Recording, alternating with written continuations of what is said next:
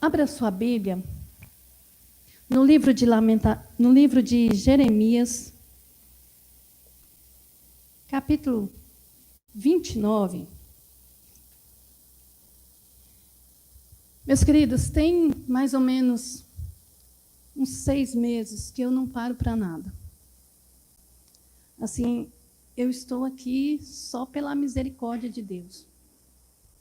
E quando eu recebi o tema dessa palavra, eu falei, Espírito Santo, me ajuda, por favor. Porque eu não sou psicóloga,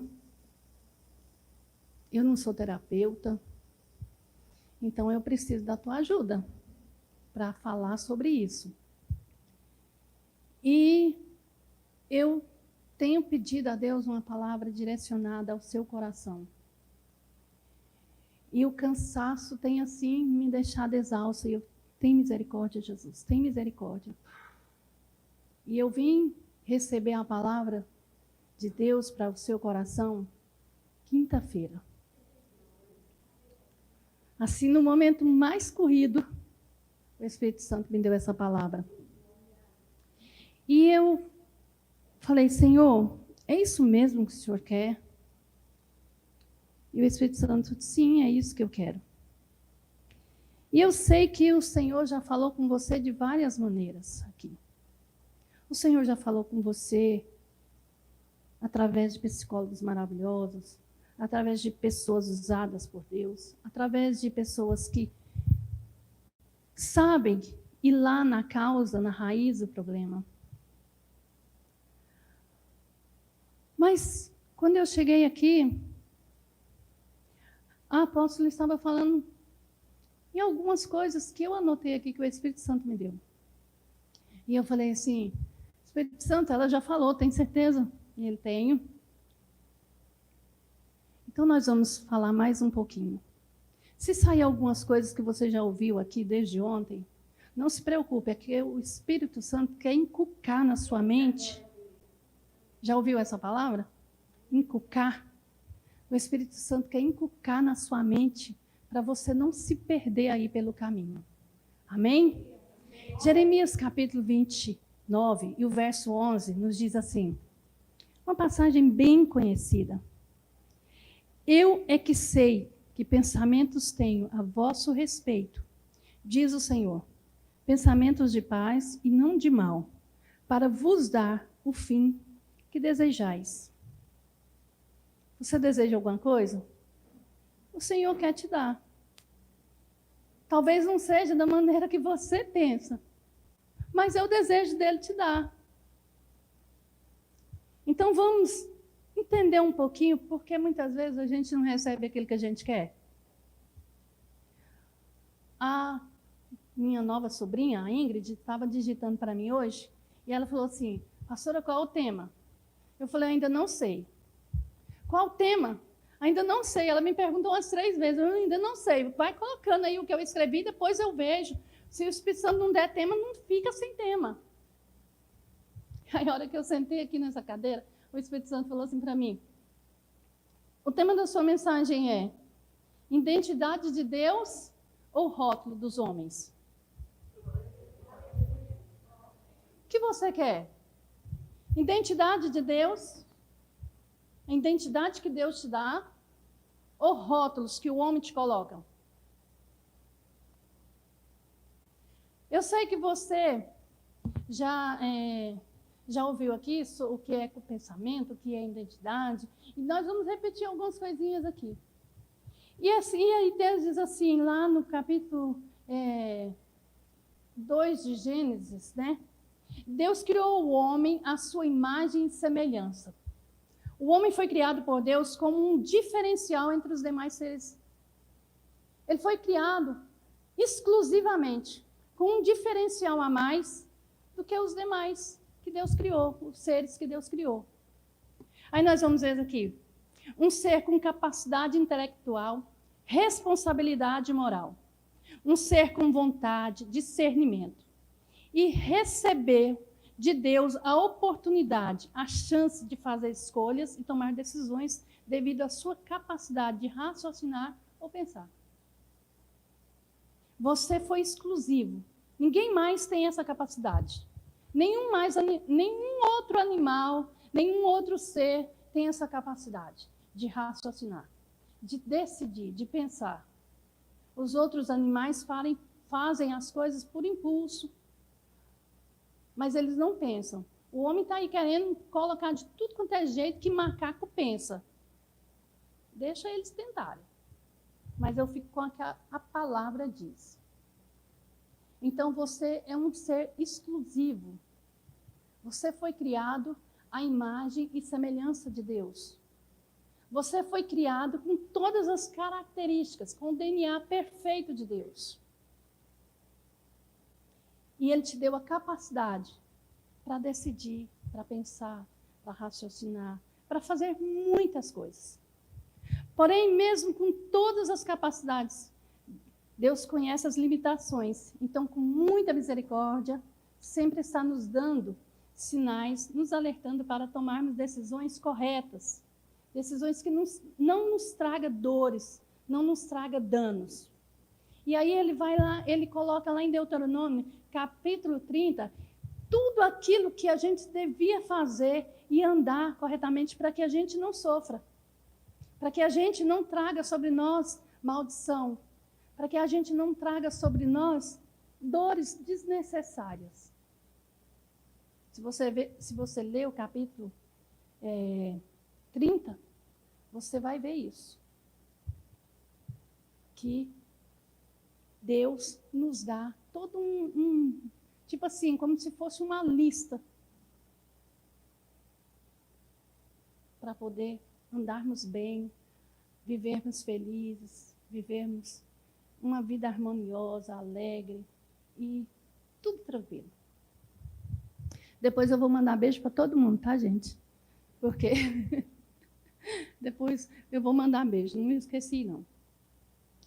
Mas existe uma coisinha que aconteceu lá no princípio que atrapalhou algumas coisinhas na nossa vida. E aí a gente vai ver que o que aconteceu lá no princípio nos atinge até hoje, principalmente aqui. Alguém aí sabe o que é pensamento? Alguém aqui que pregou já falou? Então não vou ler. Alguém sabe o que é identidade? Já foi esclarecido para vocês? Amém, glória a Deus. Aí nós vamos ver que Deus criou o homem perfeito, sem nenhum defeito. Tudo conforme aquilo que ele tinha planejado.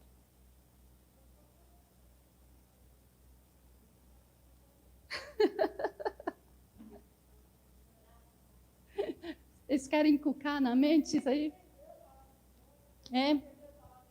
Então eu vou ler aqui, porque como eu não sou psicóloga, né, eu anotei, né? Pensamento é o ato de pensar, faculdade que tem como objetivo o conhecimento, a inteligência, maneira de pensar, julgar, opinar, ponto de vista, faculdade de fantasiar, né? De imaginar coisas. Tudo isso é pensamento. Alguém falou isso aí para vocês ontem, não falou? Então é bom que vocês relembrem, não é verdade? O que é identidade? É o conjunto de características que distingue uma pessoa por meio das quais é possível individualizá-la. É o traço característico, né, de cada ser humano. E aí a gente vê aqui que a nossa identidade é formada por fatores intrapessoais, que é aquelas que a gente já nasce com elas, algumas coisas já vêm com a gente, dentro da gente, né? Outras a gente adquire pela personalidade, né? E outras a gente adquire, igual eu estou fazendo aqui com vocês, eu estou me socializando com vocês aqui. Durante a vida você vai adquirindo algumas coisas e isso vai formando a sua identidade. É bom, né? Porque, tipo assim, a gente fala aqui, a gente está falando no natural, como os psicólogos usam, né? Essa é a identidade que o ser humano nos caracteriza, nos vê, formou. Tipo assim, eles juntaram um bocado de coisa, analisaram, essa é identidade do ser humano, né? Mas aí a gente vai ver agora a identidade que Deus quer de nós. Como Deus vê a identidade em nós.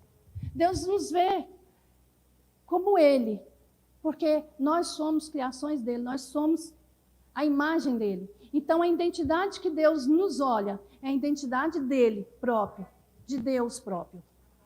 Amém? Então, vamos lá. Deus criou o homem perfeito. Lá no capítulo 2 de Gênesis, Deus criou tudo perfeito. Aí nós vamos ver que existe uma guerra de pensamentos e identidade. Existe uma guerra entre o pensamento e a identidade que Deus te deu. Gênesis capítulo 2, Deus formou o homem tudo certinho. Aí lá no capítulo 3, se não me engano, verifica aí para mim, a partir do verso 2, mais ou menos, ou 3, não sei. Aí a serpente chega para Eva e diz assim, olha para você ver o tanto que isso é sério. Até então, a identidade de Deus existia dentro de Eva e Adão, como Deus havia formado. Aí a serpente chega e fala assim para Eva, foi assim que Deus te disse que você não deve comer da árvore e tal, e aquela conversinha mole. Aí desperta o pensamento de Eva. Aí Eva vai contar para a serpente. Não, ela fez não.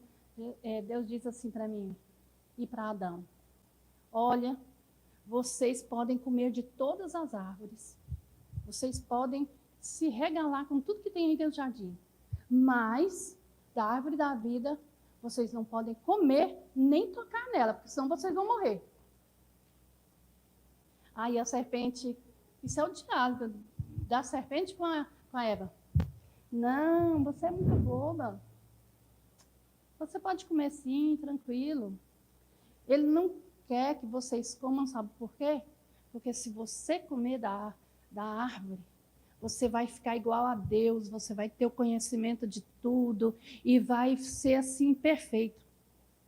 Aí a serpente fala isso e você não vai ver mais a serpente falando com Eva. Mas aí fica lá na mente de Eva. Surge na mente de Eva a dúvida. Coisa que não existia até então. E aí Eva começa a olhar para o fruto. E vê que o fruto era bonito. Começa a imaginar o fruto. E aí resolve comê-lo. Aí o que acontece?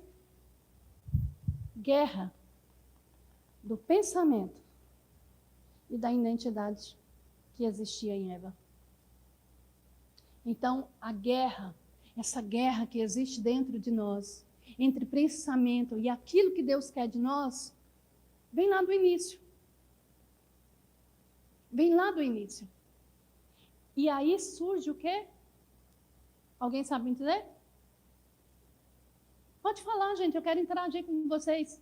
O que surge quando isso acontece? O quê? Fala mais alto. Surge o pecado. A anomalia que danifica a identidade que Deus havia colocado no homem. Você está entendendo como é profundo essa guerra espiritual?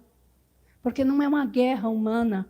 Ah, eu estou com depressão, eu estou com isso, eu estou com aquilo, eu estou sentindo isso. Problemas na mente. Não é só uma doença humana. É uma doença espiritual que começou lá no início. E aí a gente vai ver que o diabo consegue danificar a identidade original que Deus havia nos dado. E aí começa todos os processos. A anomalia do pecado se aloja no ser humano.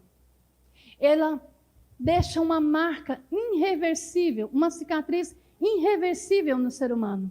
E aí, de geração em geração, até chegar a mim e a você, nós temos que lidar com isso todos os momentos. Temos que lidar todos os momentos com essa imperfeição do pecado. Por isso que no Salmo 51, verso 5, Davi diz assim: em iniquidade eu nasci, e em pecado eu fui formado. Por quê? Porque ele sentia na pele isso. E houve uma guerra na mente de Davi sobre isso. E aí, geração após geração, lutando com uma anomalia, porque o diabo danificou a nossa identidade original lá no Jardim do Éden. Lutamos constantemente para não sermos manipulados ou engolidos por essa identidade falsa que o diabo tem colocado, por essa anomalia chamada pecado que o diabo tem colocado em nós. E aí Jesus, em Marcos, capítulo 7, e o verso 20 em diante, Jesus diz assim: o que contamina o homem não é o que entra no homem, mas é o que sai do homem. Porque no coração do homem é que forma tudo quanto é coisa que não presta. Não tem ninguém para colocar no... glória a Jesus, aleluia. Porque dentro do coração dos homens é que procedem os maus desígnios, a prostituição, os furtos, os homicídios, os adultérios. O que contamina o homem não é o que entra, mas é o que tem dentro, é o que sai. Aí, por que Jesus colocou assim, dentro do coração e não na mente?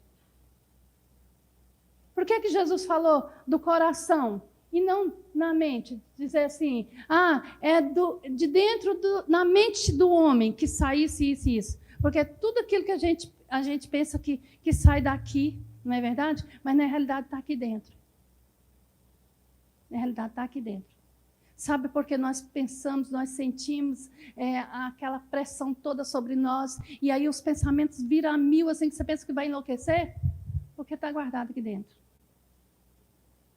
Está aqui dentro. Então, Jesus disse assim: não pense nisso. Sabe, Lamentações, capítulo 3, e o verso 21, se não me engano, diz assim: traga à memória aquilo que me dá esperança, aquilo que me traz vida. O profeta, quando escreveu isso, ele estava falando para ele mesmo. Traga à memória, lembre de coisa boa, por favor. Não lembre das coisas ruins, não. Pense nas coisas que te dão esperança, que traga você de volta à vida. Porque existe uma guerra. Nós, todos os momentos, estamos em guerra com os nossos pensamentos. Não tem um momento sequer que você não está em guerra. Sabe por quê?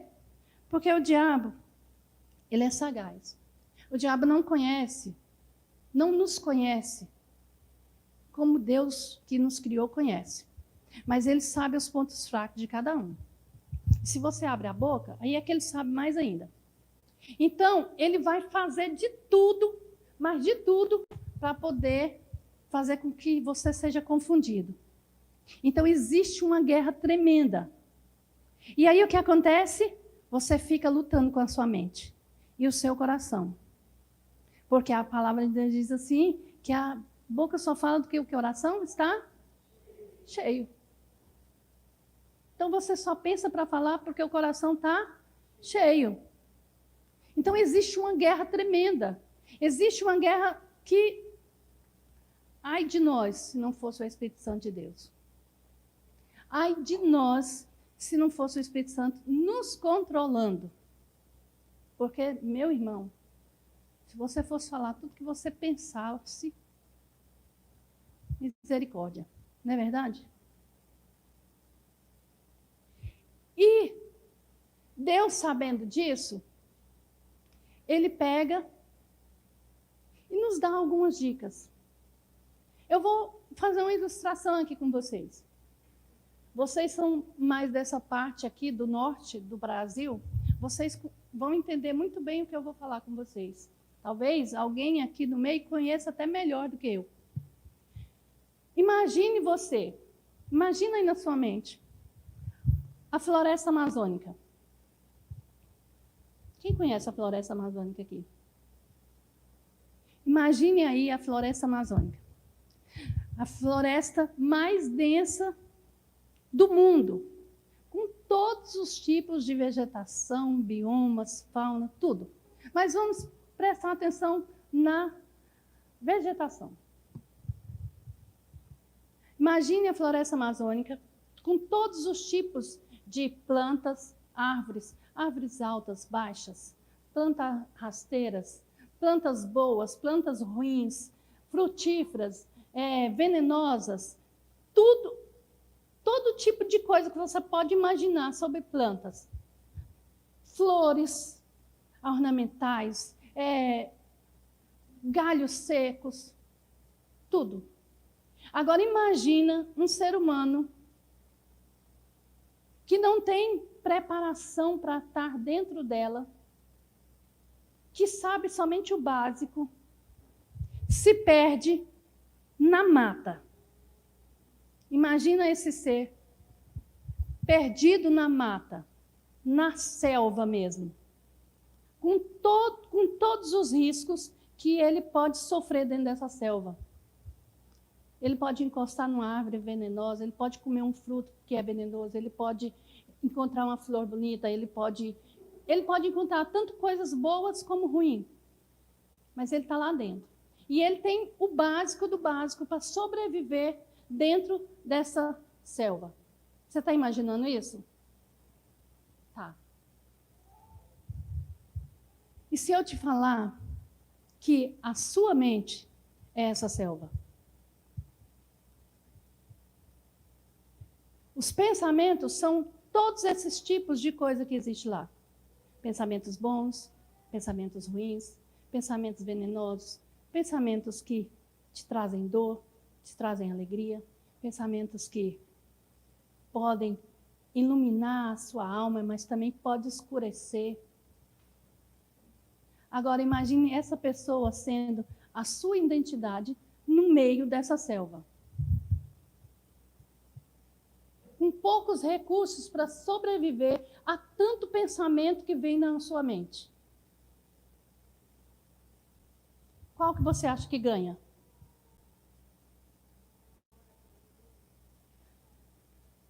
Os pensamentos vão te engolir se você não tiver alguém para te ajudar. Se você não tiver um auxílio.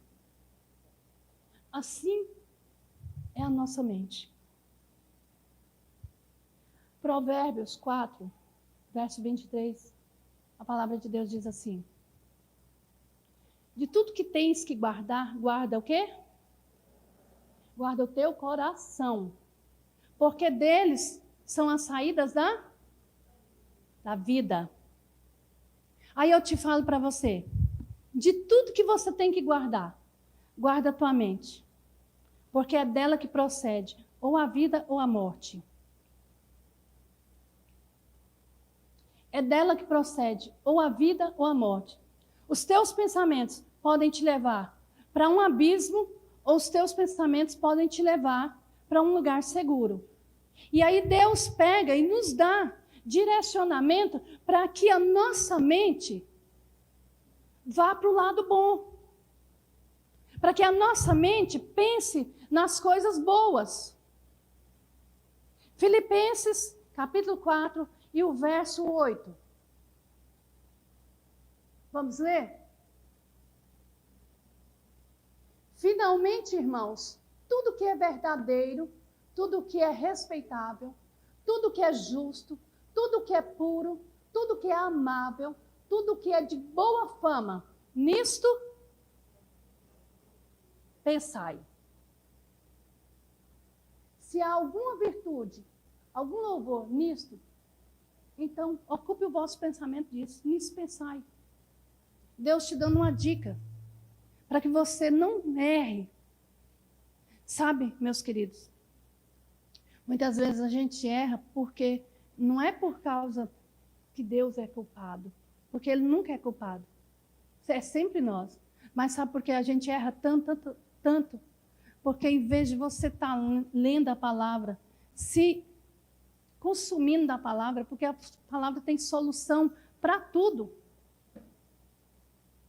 Você está se consumindo em celular? Eu não vim aqui dar um coro em vocês, não. Mas eu vou falar aquilo que o Espírito Santo quer. Consumindo em celular. Se consumindo o dia todo em celular. Vídeos que não edificam. Vídeos que muitas vezes não vai te favorecer em nada. Mas você está lá assistindo. Porcarias de tudo quanto é tipo que passa no celular, você está lá assistindo. Quem é mais analógico um pouquinho, vai para frente da televisão e assiste porcaria que tem na televisão, tudo quanto é jeito. Enche a mente, enche o coração de coisas que não prestam. Tudo que vê, assiste. Ah, pastor, então a senhora quer que a gente só fique na palavra? Seria ótimo. Você não ia perder nada. Você iria ser o crente nota 1000, se você vivesse só da palavra. Mas eu não vou te falar para fazer isso, porque eu sei que ninguém consegue, nem eu. Mas o que nós devemos fazer é colocar em prática aquilo porque Jesus deixou, Deus deixou dicas e todos os caminhos para que a gente viva bem. Tem na palavra. Vamos ver mais? Aqui nos diz assim, Salmo 19 e o verso 14. Não, só um momento, eu errei. Deuteronômio 6, 6 e 9. Deus diz assim, Deus dá os mandamentos para o... Coloca lá, olha, esses são os meus mandamentos, as minhas leis, os meus decretos, tudinho que vocês devem fazer para vocês viverem bem. Aí ele vai colocar lá assim, vocês devem pegar a criança, os seus filhos, toda geração. Deuteronômio 6, 6 até o 9, mais ou menos. Eu não vou ler todo o capítulo porque é muito grande. E Deus pega e fala assim, você vai pegar os seus filhos, a sua geração, e você vai ensinar para os seus filhos. Você vai inculcar na mente dos seus filhos a palavra. Esses mandamentos que eu te dou hoje. Olha, você vai ensinar eles andando pelo caminho, você vai ensinar eles sentado, você vai ensinar eles de todas as maneiras. Está ali. Você vai ensinar ao deitar, ao levantar, você vai colocar nas mãos a minha palavra, você vai colocar nos umbrais da porta, vocês vão mostrar para essa geração, para os filhos de vocês, os meus decretos, os meus mandamentos, a minha palavra. Você coloca na mente deles, para eles não errarem. Aí, eu estava lendo essa passagem e eu achei graça, sabe por quê? Eu falei, Jesus, misericórdia, a gente não está ensinando nem para nós mesmos, quanto mais para os filhos. A gente não está inculcando nem na gente, Jesus, a gente se perde pelo caminho e quando é fé, a gente, nossa, eu não li a palavra, tem que ler a palavra. Quanto mais na mente dos filhos. Mas Deus mandou fazer isso. Sabe por quê? Para não se transformar em adultos doentes. Em adultos com mentes transtornadas, com mentes detonadas pelo diabo. Você está entendendo o que Deus quer falar com você?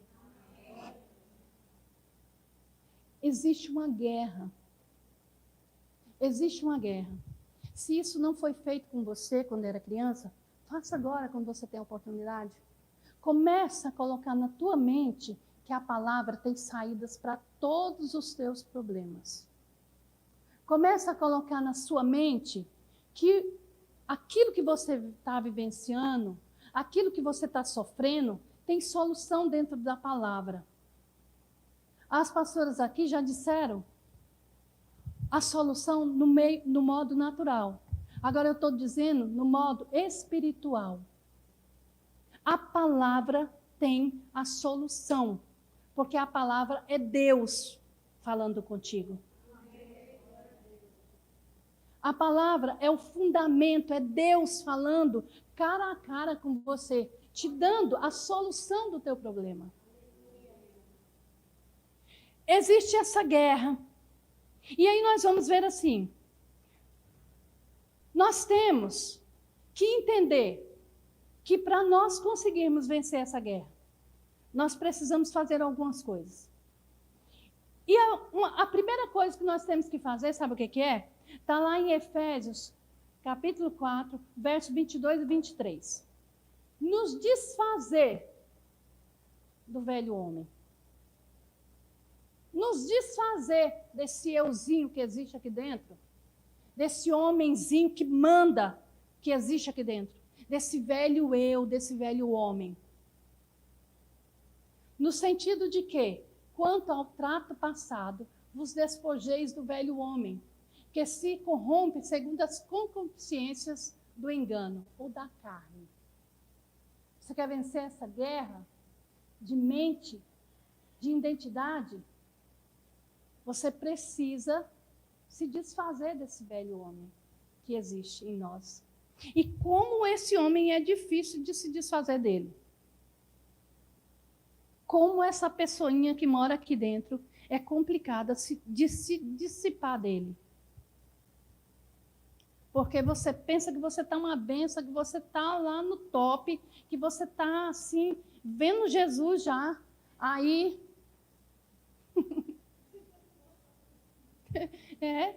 Você já está assim.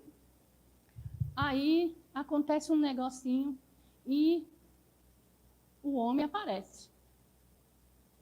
Vem na mente, olha, e aí você acaba. Então, se desfaça desse velho homem. Em nome de Jesus, não deixe essa coisa crescer dentro de você, não. Mate ele em nome de Jesus, porque você é nova criatura em Cristo Jesus. Aleluia. Desfaça desse eu. Sabe o que a primeira coisa que acontece quando a gente fala assim, Jesus, está aqui eu, Jesus, olha, Senhor, eu sou miserável mesmo, eu sou um traste, eu sou ruim de natureza, eu sou assim, aquela pessoa mesmo assim, mas ó Jesus, da agora em diante eu vou mudar, da agora em diante eu vou ser assim uma bênção, da agora em diante, Senhor, olha, eu vou fazer um voto aqui com o Senhor, que as coisas vão ser diferentes, eu me comprometo com o Senhor a mudar de vida. Aí tá, você fez o voto com Deus, e você fica lá, alegre. Aí vem no pensamento, sabe o quê? Uma lembrança de alguma coisa que te aconteceu, de alguma coisa que fizeram com você, de alguma coisa que te magoou, que te deixou mesmo. Aí você lembra. Nossa, mas Jesus amado, por que eu lembrei disso agora? Eu ainda não estou preparado para perdoar, para fazer isso, para fazer aquilo. O velho homem aqui ainda está resistindo. Pensamentos. Aí é nessa hora que você tem que o sangue de Jesus te repreenda, Satanás. Eu vou pensar em coisa boa, eu vou pensar em algo que me edifica. Eu vou pensar em coisas que me levante. Salmo 19, 14 fala assim. Pode colocar para mim que eu não sou mente de pastor Edson. As palavras dos meus lábios e o meditar do meu coração sejam agradáveis à tua presença, Senhor. Rocha minha e redentor meu. Quando vier isso, fala assim, olha Satanás, você está repreendido em nome de Jesus. Porque eu vou conseguir. Coloque palavras agradáveis na sua boca. Coloque palavras que vão alegrar a Deus na sua boca. Porque você fazendo isso, você está falando daquilo que o teu coração tem desejo, tem necessidade. E mesmo que os pensamentos venham, porque eles vão vir, você não é capaz, nunca será capaz de falar assim, olha, eu não vou pensar nisso. Eu não vou pensar. A gente ainda estava conversando ali fora sobre isso. Os pensamentos vão vir, vão surgir. Você não é capaz de impedi-los. Mas você é capaz de repreendê-los no nome de Jesus. Você tem autoridade para isso. O problema é que a gente não tem coragem de fazer isso e a gente fica alimentando os pensamentos. A gente fica alimentando os pensamentos. Vamos ver aqui algumas pessoas que vivenciaram essa guerra. Que vivenciaram essa guerra de pensamento e identidade. E eu cheguei aqui na palavra, a apóstola estava falando em alguns exemplos que eu coloquei aqui. Mas eu vou repetir para você entender aonde o Espírito Santo quer chegar, para você aprender. Se você for lá em 1 Samuel, no capítulo 9, vamos ler o capítulo 10. Capítulo 9. Deus falou com o profeta, diz assim, olha, eu estou escolhendo um rei, aí eu já escolhi, eu já tenho o homem, você vai falar com ele, você vai ungir ele, avisa para ele.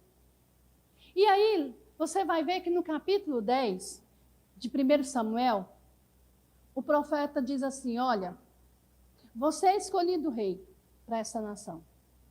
Deus te constituiu. Deus te deu essa identidade de rei.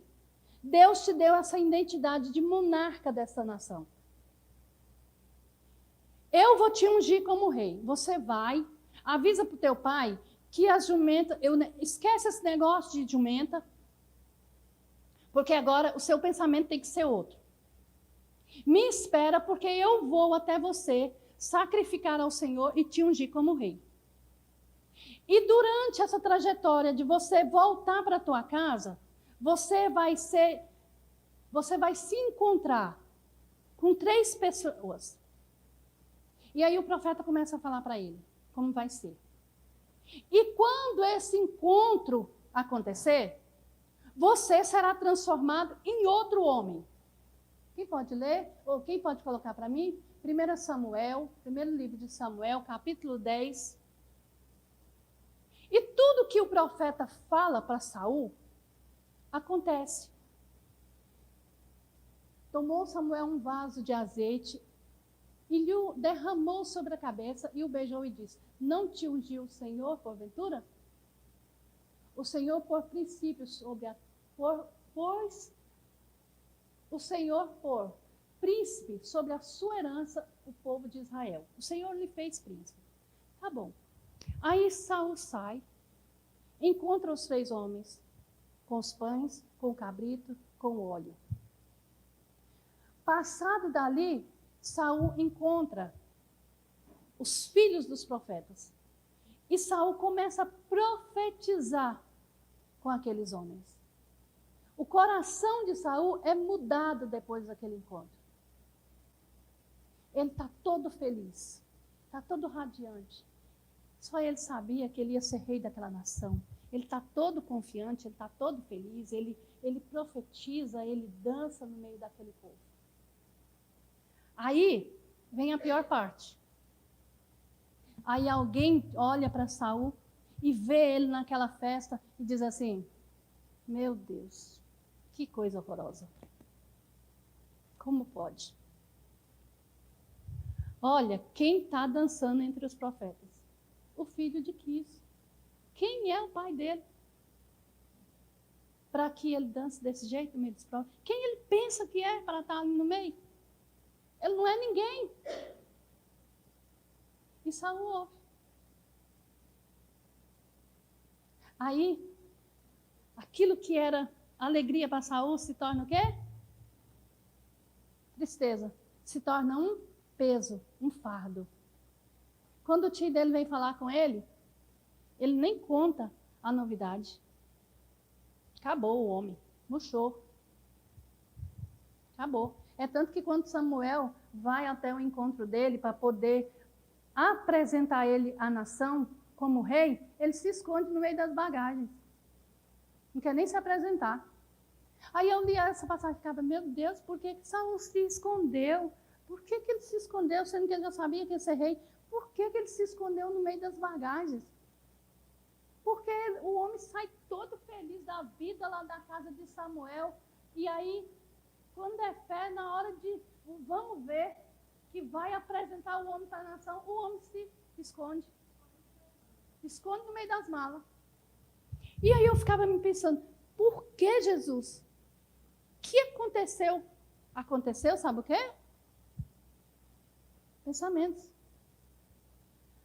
Deus diz para Saul, você é o meu escolhido para representar essa nação. Eu te escolhi, você é o cara mais bonito, você é o galã. Vamos lá, se anima. Você é o rei. Aí os homens rotulam Saul com o menosprezo. E ele acredita em quem? Fala para mim, por favor. Ele acredita em quem? Ele acredita no rótulo dos homens. Ele acredita no rótulo dos homens. Na identidade falsa que os homens deram para ele. Em vez de acreditar naquilo que Deus falou. Você está entendendo como que é a guerra? Vamos ver outro exemplo? Gideão. Juízes, capítulo 7, eu acho. Nem tudo eu anotei, irmãos. Pensa na cabeça. Não, capítulo 6, eu anotei. Capítulo 6 e o verso 10 em diante já fala. Se você ler lá o capítulo 14, você vai ver Gideão reclamando, oh Deus, se o Senhor é com nós, por que o Senhor deixa tanto isso acontecer? Por que os medianitas estão em cima da gente? Estão nos massacrando, estão fazendo isso, estão fazendo aquilo. Aí o anjo aparece. O anjo aparece para Gideão, dá um susto em Gideão. Homem valoroso. Está aí o homem que eu escolhi. Você é o campeão. Olha, você vai lá derrotar todos os teus inimigos e eu serei contigo. Você vai derrotar todos eles. Pode ir lá que eu sou contigo. Não tenha medo. Aí Gideão olha e fala, eu? Não, o senhor está enganado, o senhor errou de endereço. Sou eu não. A minha tribo é a menor. A minha casa é a mais pobre. E eu sou o menor da minha casa. Sabe aquele tipo de pessoa que se rebaixa, o mais baixo do baixo do baixo? Foi Gideão. Não sou eu não, Senhor, o senhor está enganado. Essa identidade de campeão não é para mim. Eu sou um derrotado. Eu sou o menor, o mais fraco. Eu sou aquele cara que ninguém olha. O senhor está enganado. Aí Deus, com muita paciência, porque Deus é um ser assim maravilhoso, paciencioso, que é uma benção. Ele disse assim, não, Gideão, tá errado não. Isso é você mesmo. Pode ficar tranquilo. Você vai lá e você vai conseguir. Você é o cara que eu escolhi. Você vai conseguir, você é campeão. Não. Não, Senhor. Não sou eu, não. Não sou eu, Senhor. Gideão, é você. Eu te escolhi. Pode ir lá. Essa é a identidade que eu estou te dando. Você é campeão. É a identidade de campeão. Estou te dando ela. Vai lá e faz a obra.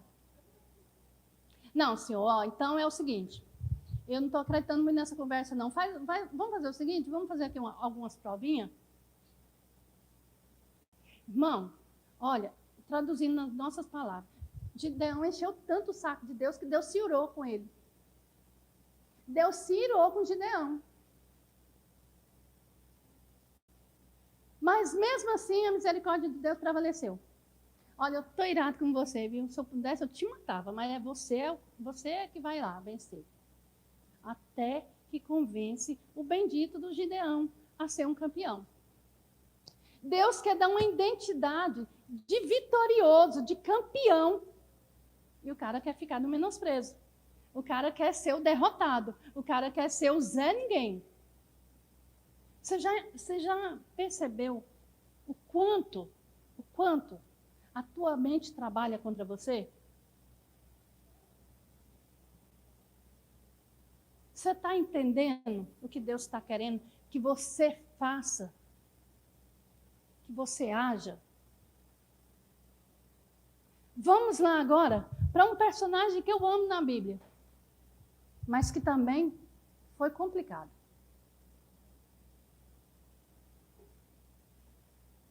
Moisés. Moisés é um homem, assim, o top do top do top. Aí Moisés era filho adotivo, morava no palácio, tinha uma identidade de príncipe, né?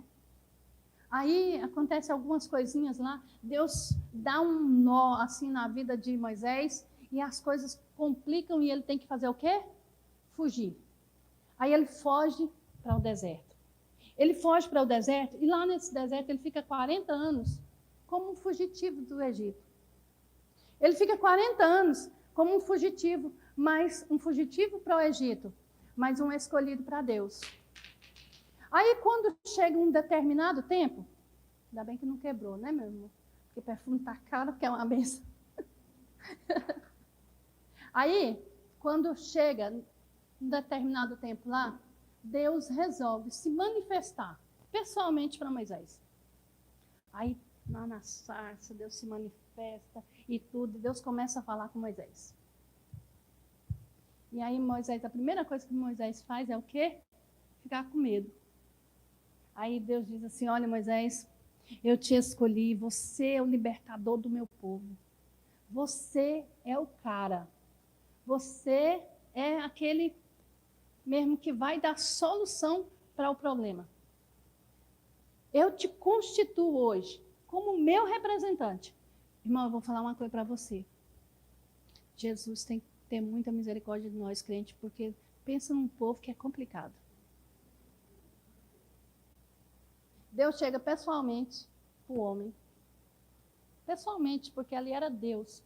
E chega e diz assim, olha, Cristina, estou te dando uma identidade de meu representante. Pode fazer o que quiser, porque você me representa. Você tem a autoridade de Deus. A minha autoridade, você me representa.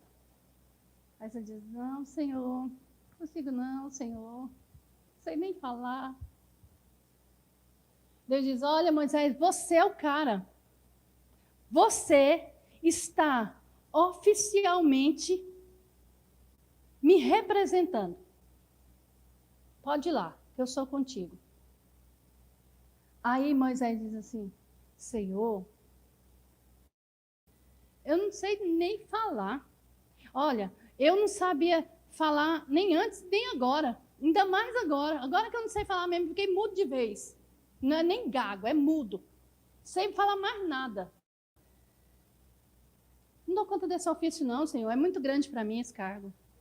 Não consigo não. Aí Deus diz, olha, você consegue, eu sei que você consegue. Você tem a minha identidade, você pode ir lá. Você é o libertador, você tem a identidade de libertador, pode ir. Não, Senhor. Não consigo não.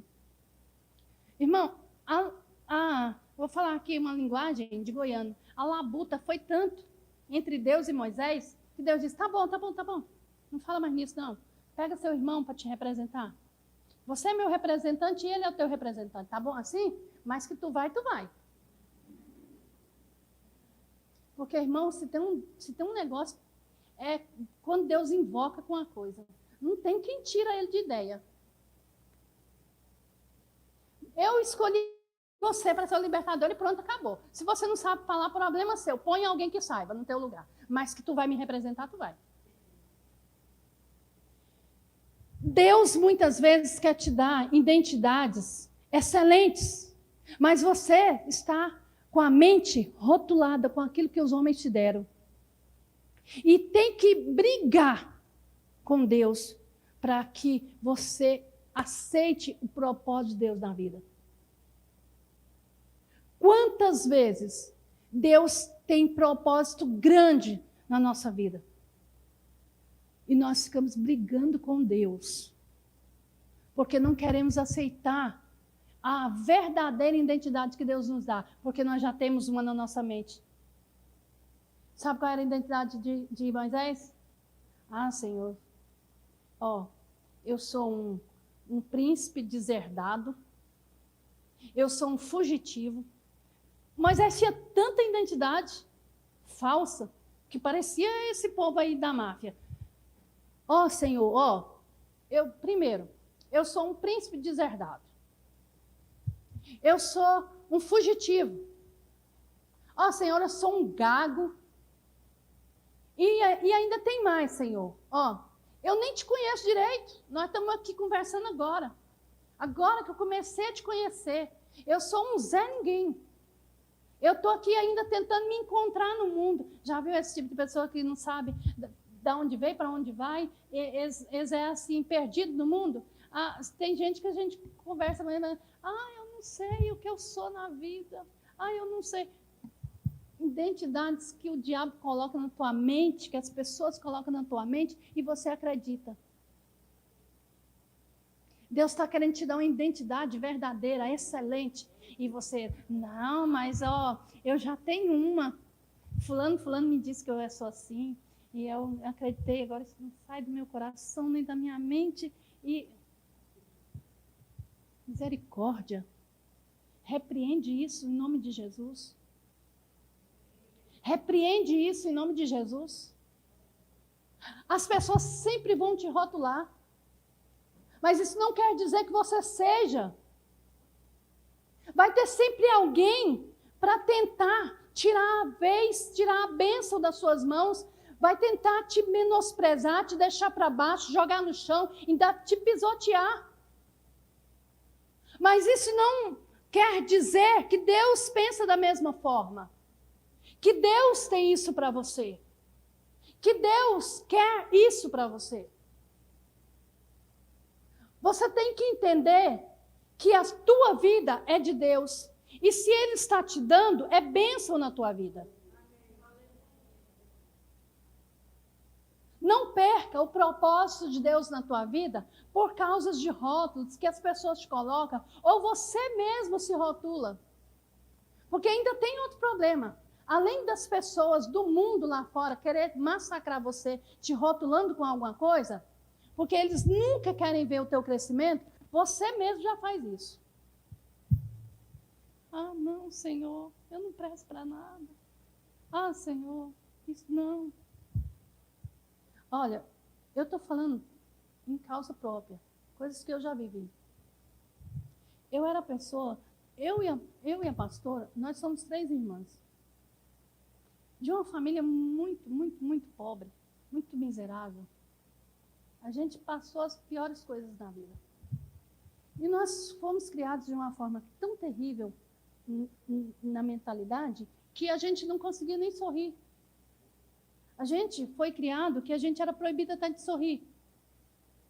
A gente não podia fazer nada. Nada. Nada. Por tudo, a gente ou apanhava ou era reprimido. Então, a gente tinha medo até de sorrir. Ser feliz, de sorrir. Se a gente sorrisse, a gente já achava que tinha feito alguma coisa errada. E a gente cresceu com aquela mentalidade fechada de que não podia fazer nada, que nós não ia conseguir ser nada. E nós tínhamos medo. Eu falo que nós, no geral, porque eu sei que o sentimento era o mesmo. A gente tinha medo até de viver. E quando a gente começou a sair para a vida, a conhecer a vida, a tentar sobressair na vida, eu, pelo menos, eu falo de mim, era um medo terrível, era uma timidez terrível. Você acha que há 30 anos atrás eu conseguiria estar aqui em cima desse altar com esse microfone falando para vocês? Nunca. Eu casei muito nova. Quando eu casei, o pastor já pregava. E eu tinha medo de sair com ele. Porque se eu saísse com ele, antigamente na Assembleia de Deus era assim, se a esposa do pastor fosse, ela tinha que dar uma palavra. Então eu não ia porque eu ficava com medo. Vai que me dá a palavra e esse microfone cai no chão. Antigamente mal tinha microfone, ainda tinha sem fio, aí a gente tremia o microfone e ficava balançando tudinho. Se fosse pelo menos isso aqui, né, que dá para disfarçar, mas era sem fio. Aí o fio ficava tremendo.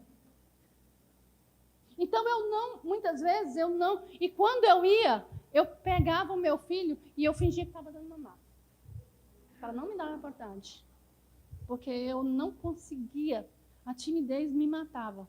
Então, aquele rótulo de que você não serve para fazer nada, você não presta, você não serve para fazer nada, você nunca vai ser alguém, você nunca vai aparecer, você tem que ficar no seu canto isolado, sem ninguém te ver. Rótulos que a gente mesmo colocava em nós. Eu não posso me aparecer. Eu tenho que ficar aqui no meu canto, eu sou invisível, eu não posso, eu não sou capaz de fazer isso.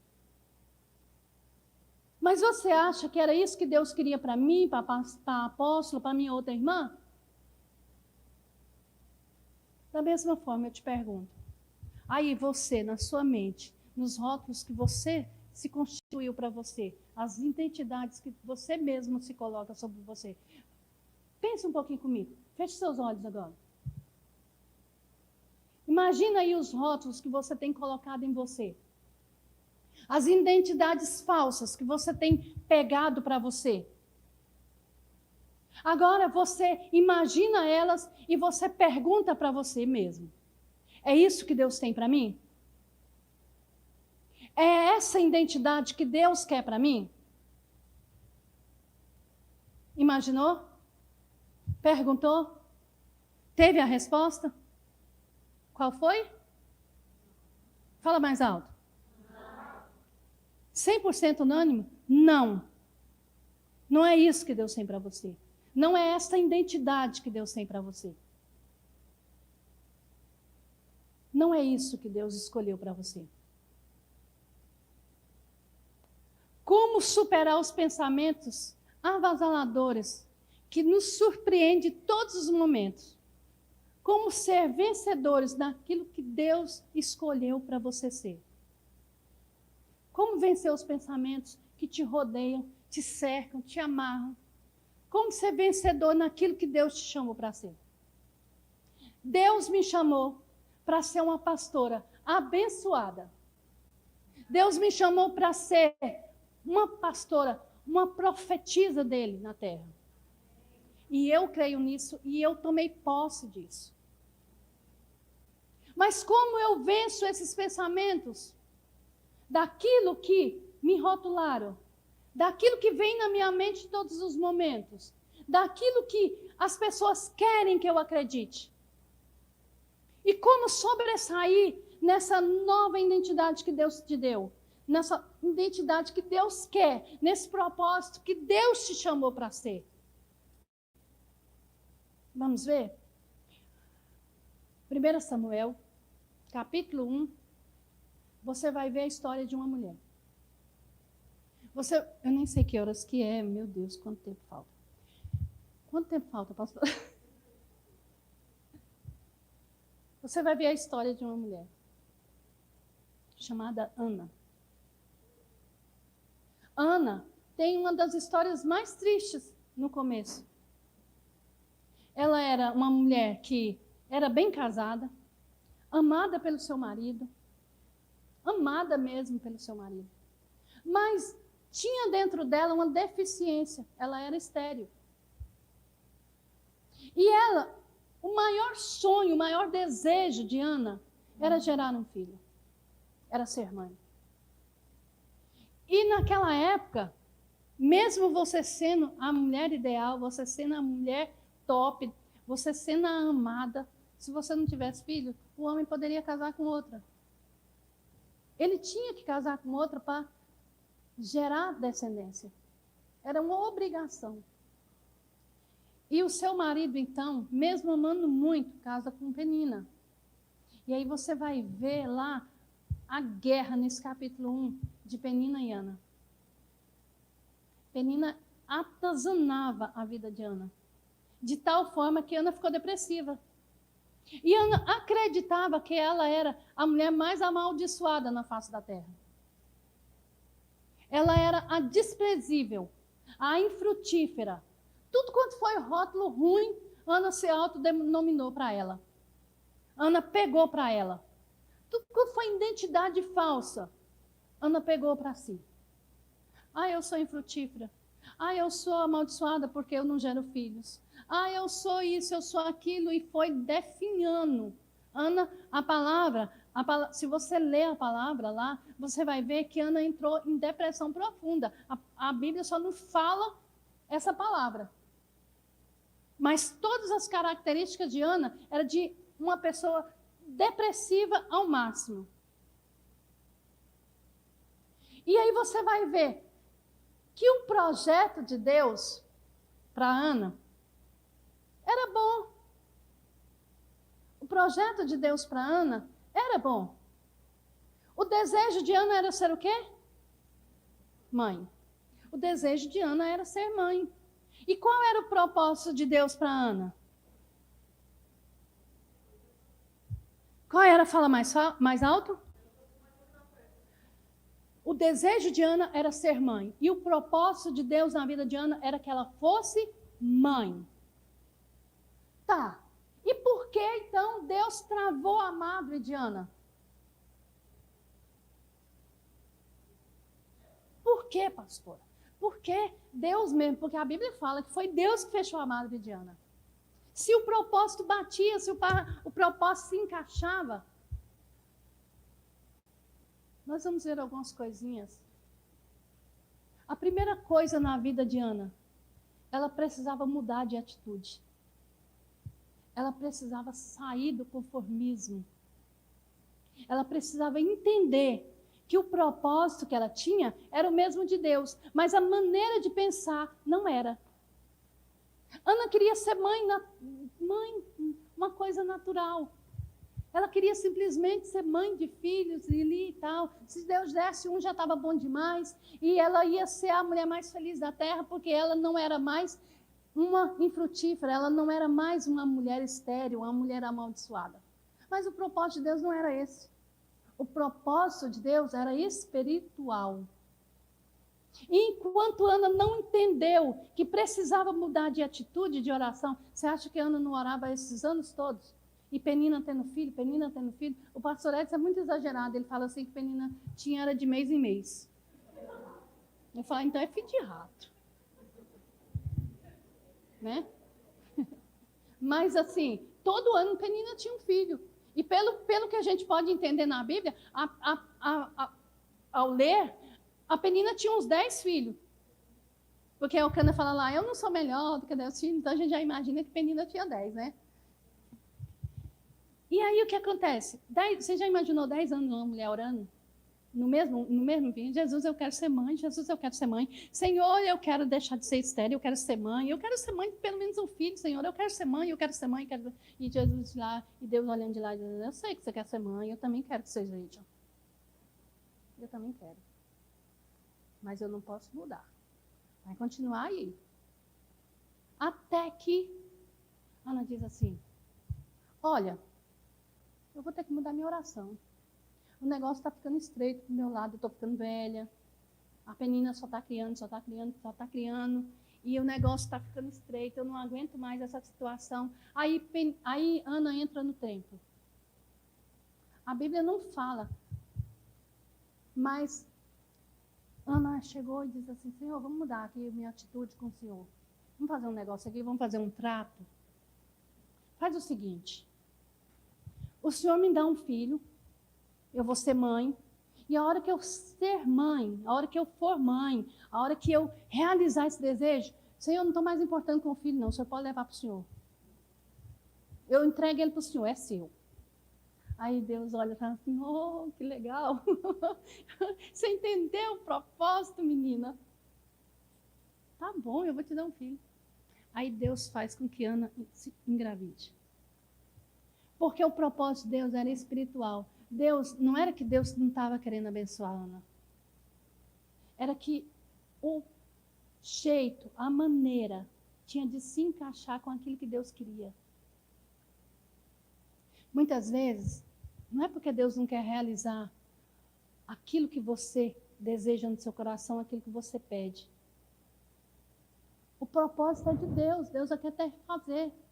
Mas você precisa entender que a maneira do projeto é diferente do seu. A maneira do propósito de Deus, do projeto de Deus ser realizado, é diferente da maneira que você pensa, não é da maneira que você quer. É da maneira que Deus quer. Quando Ana entendeu que ela não precisava do filho do seu lado para ser mãe, ela entregou para Deus. E aí Deus, em recompensa, lhe dá mais quantos filhos? Quantos? Olha, você não vai ficar sem filhos do seu lado, não. Eu vou te rodear de filhos. Você entregou um para mim, a primícia é minha, mas eu vou te dar mais. Nós temos que vencer os pensamentos e entender aquilo que Deus quer na nossa vida, para nós termos aquilo que Ele tem para nós. Deus tem projeto grande na nossa vida, mas não é da nossa maneira, é da maneira dEle. Deus tem identidades excelentes na nossa vida, mas é da maneira dEle, não da nossa. Vamos ver outro exemplo? Jeremias. A apóstola falou dele aqui. Jeremias tinha uma identidade. Por nascimento, Jeremias já tinha uma identidade. Jeremias era de uma família de sacerdotes. Ele foi ensinado, ele seria, quando crescesse, ele exerceria o sacerdote. Ele nasceu para aquilo, já era a identidade dele. Humanamente, já existia uma identidade para Jeremias. Mas o que é que Deus diz lá no capítulo 1, verso 5? É isso mesmo, verso 5?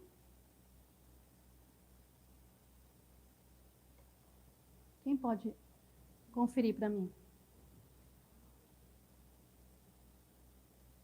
Antes que eu te formasse, eu já te constituí como profeta. Olha, Jeremias, é o seguinte, você nasceu com essa identidade, eu sei disso.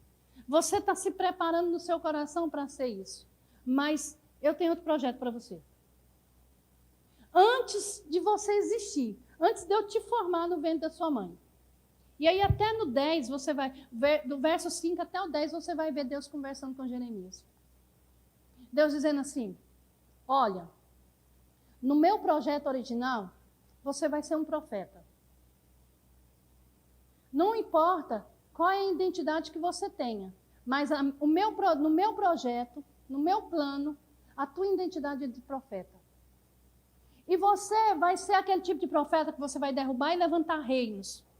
Eu sou com você e pronto, acabou. O que sair da sua boca é eu falando. E Jeremias sofre com isso. Você vai ver Jeremias falando, Senhor, eu sou uma criança, não me dá isso não.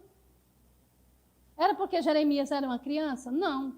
Era porque ele se sentia muito, mas muito mesmo, inferior a esse cargo. Era como se Jeremias dissesse, Senhor, eu já me preparei para ser outra coisa. Eu já coloquei no meu coração aqui dentro, desde criança, eu venho sendo preparado para isso, eu venho sendo ensinado. Dentro de mim já gerou isso. Eu sou sacerdote, eu não sou profeta. E Deus dizendo, não, isso é o que você nasceu com ele, é o que te constituíram. Esse é o rótulo, essa é a identidade que te constituíram. Agora, a identidade que eu quero é de profeta. Antes que você existisse, a tua identidade já é de profeta. E Jeremias teve que entender o propósito de Deus e aceitar. Jeremias teve que entender esse propósito grande de Deus na vida dele. Você acha que foi fácil? Não foi fácil. Porque se você ler o livro de Jeremias, tem coisa que ele fala lá, que se você não for crente de verdade, você se desvia. Mas Jeremias aceitou o propósito de Deus na sua vida. Você quer ser bem-sucedido na vida? Você quer realmente vencer, ser vencedor naquilo que Deus te chamou? Aceite o propósito de Deus, da maneira de Deus e não da sua. Aceite o propósito de Deus na sua vida, o original de Deus. Não como você quer ou como você pensa que tem que ser, mas como Deus determinou que vai ser. Porque você vai sofrer menos. Você vai sofrer menos. Vamos ver algo muito importante? Pessoas que receberam a identidade de Deus, aceitaram a identidade de Deus e resolveram exercer essa identidade. Nós vimos aqui pessoas que Deus deu identidade e eles não queriam, porque eram rotulados com identidades falsas, que eles mesmos se denominaram para ser. Você viu aqui como vencer essas identidades falsas e ser o que Deus quer que você seja. E agora nós vamos falar sobre 2 personagens que mudaram. Um foi que recebeu uma identidade e não aceitou, resolveu reagir. Está lá em 2 Crônicas, em 1 Crônicas, primeiro livro de Crônicas, capítulo 4, e o verso, só tem 2 versículos na Bíblia que falam sobre esse homem. Tem muitos pregadores aí que falam que essa pessoa, esse personagem, ele foi fruto de um estupro, ele foi isso, ele foi aquilo. Eu não sei porque a Bíblia não fala, mas a Bíblia fala que o nome dele carregava uma maldição. Jabes era maldito pelo seu nome. Era inferior à sua família, porque a sua mãe, ao dar à luz, deu um nome que lhe mostrava a dor que ela carregou para ter esse filho. Todas as vezes que Jabes ouvia o seu nome, ele ouvia assim: olha, você me trouxe dor. Você me trouxe uma dor terrível. Você me causou uma dor terrível na minha alma, no meu corpo, no meu espírito. Ele era rotulado como a maldição da família. Ele era rotulado: olha, lá vai passando o causador de dor. Olha, chegou aqui aquele que só causa dor, aquele que só arrebenta com todo mundo. Olha, esse aí você não chega perto não, porque esse aí não presta, esse aí não, só causa desavença, só causa demanda, só causa tribulação. Isso é uma peste. Era o rótulo que Jabes recebia. E chegou um momento da sua vida que ele parou e disse assim: não, espera aí, esse negócio está errado. Não consigo mais viver com isso não. Sai para lá, com tanta coisa ruim na minha vida. Não, esse negócio não dá mais para mim não. Eu preciso resolver isso, Deus. Olha, Deus, eu não quero mais isso para minha vida não. Vamos fazer o seguinte, muda a minha história. Olha, não quero mais ficar nesse comodismo, eu preciso reagir. Olha, Deus, é o seguinte, faz alguma coisa comigo, porque esse negócio não dá mais para mim, não. Jabes faz uma oração para Deus. Deus, tira essa maldição da minha vida. Faz isso para mim, por favor. Me faz um homem poderoso, um homem grande, um homem excelente. Jabes só faz essa oração e Deus atende. Sabe por que Deus atende a oração de Jabes? Porque Deus quer ver a atitude nossa. Enquanto Jabes não orou, Deus não fez nada. Enquanto Jabes não mudou o seu pensamento, a sua atitude, Deus não agiu na vida dele. Enquanto ele aceitou aquele título, aquele rótulo de derrota, aquela identidade falsa que lhe deram, Deus ficou quieto. Deus só agiu na vida daquele homem quando ele se resolveu e ele entendeu que ele precisa mudar de atitude. Quando ele mudou de atitude, ele teve a iniciativa de falar com Deus, que não aceitava mais, que não queria mais aquilo, aí Deus fez algo por ele. Nós precisamos entender que rótulos não é identidade verdadeira. E você só fica com ela até quando você quiser. Deus não vai fazer nada Deus vai ficar no canto dele, sossegado, sentado no trono, poderoso, como sempre, e você vai ficar sofrendo.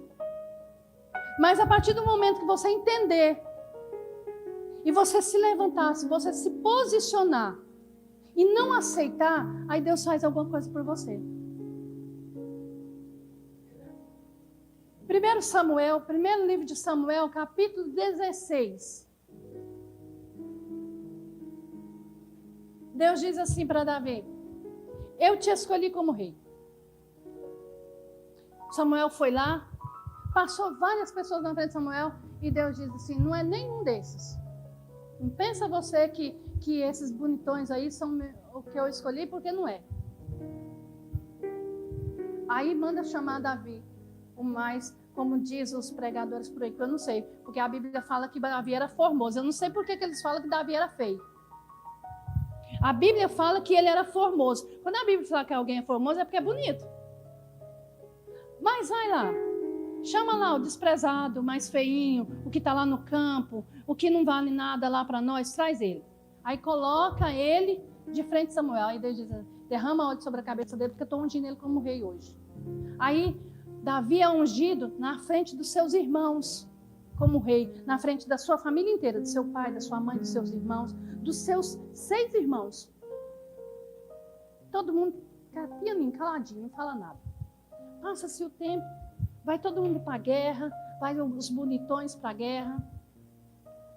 E Davi volta para o campo, mas guardado no seu coração a identidade que Deus havia lhe dado. Deus me deu a identidade de rei. Eu vou ser rei um dia dessa nação. Eu vou fazer a diferença no meio desse povo. Deus me deu essa identidade, guardou no seu coração e foi tratar das ovelhas do pai. Os bonitões foram para a guerra. Chegou lá, topa Golias. E aí começa um vai e vem. Chega um dia, Jessé fala assim: olha, vem cá, Davi, vai levar alguns queijos, alguns pães, algumas coisinhas para os seus irmãos comerem. E Davi vai. Capítulo 17, Davi chega lá, no auge da bagunça, da guerra. E Davi olha e vê todo mundo amuado, todo mundo escondido, todo mundo se escondendo, inclusive o rei, pela ameaça de um gigante. E ele chega e fala assim para os irmãos dele: antes dele abrir a boca, ele: cala a boca, fala nada não, o que você está fazendo aqui? Por que você deixou as ovelhas lá e veio para cá? Aqui não tem nada para você fazer. Agora me fala o seguinte: os irmãos de Davi não sabiam que Davi já tinha sido ungido rei? Por que eles tratavam ele, Davi, igual tratou no capítulo 17? Fala para mim por quê? Quem? Falou aí alguma coisa? Inveja. O que mais? Não queria dar crédito para Davi. Mesmo sabendo, não queria dar crédito para Davi. Porque eles tinham sido rejeitados por Deus, Davi não. Eles sabiam qual era a identidade de Davi, mas eles queriam fazer de tudo que Davi acreditasse que ele não era capaz. Volta lá para as ovelhas, você não tem nada para fazer aqui não. Vai cuidar das ovelhas do seu pai. E Davi: não, eu quero saber. Cala a boca, não tem nada para você ouvir aqui não, você não vai fazer nada. Você está pensando que eu estou mentindo? Lê a Bíblia para você ver. Os irmãos de Davi não queriam nem que ele falasse. E Davi, sabe o que a palavra diz? Que Davi saía deles. Era como se ele, tipo assim: eu não quero falar com você não, que não tem nada a ver com você. Ó, a minha não tem nada a ver com você. Davi tinha dentro do seu coração, e ele sabia o que Deus tinha chamado ele para ser. Quando Davi foi mandado calar a boca, que não era para perguntar, que era para voltar, Davi não deu ouvidos. Se fosse muita gente por aí, Jesus, ele mandou calar a boca, Jesus disse que eu não presto, o Senhor me ungiu como rei, e ele disse que eu não falo nada, que eu não, nem isso, que eu não dou aqui. Sabe o que Davi fez? Eu não tenho nada contigo, meu filho. Problema seu, fique aí, porque eu sei o que eu vou fazer. Eu sei para que Deus me chamou. Davi olhou assim e falou assim, não tem ninguém para lutar com esse circunciso que está afrontando o Deus de Israel? Faz o seguinte, eu vou lutar. Davi sabia lutar? Não. Davi era guerreiro? Não. Mas dentro de Davi, Davi era rei. E Davi disse assim, eu tenho a identidade de rei e eu não vou ser rei de escravo. Porque se Israel perdesse, qualquer nação que perdesse a guerra, se tornava escravo de quem ganhava. Davi disse, eu vou ser rei de escravo? A identidade que Deus me deu foi de rei. Eu vou vencer essa guerra. Davi não acreditou no que os irmãos disseram, nem que os irmãos pensavam. Davi não acreditou no que a família achava dele. Davi não acreditou nos rótulos que eles tinham para ele. Davi acreditou na identidade que Deus havia lhe dado. Davi acreditou no propósito que Deus havia lhe entregado e chamado para ser. Se coloque de pé.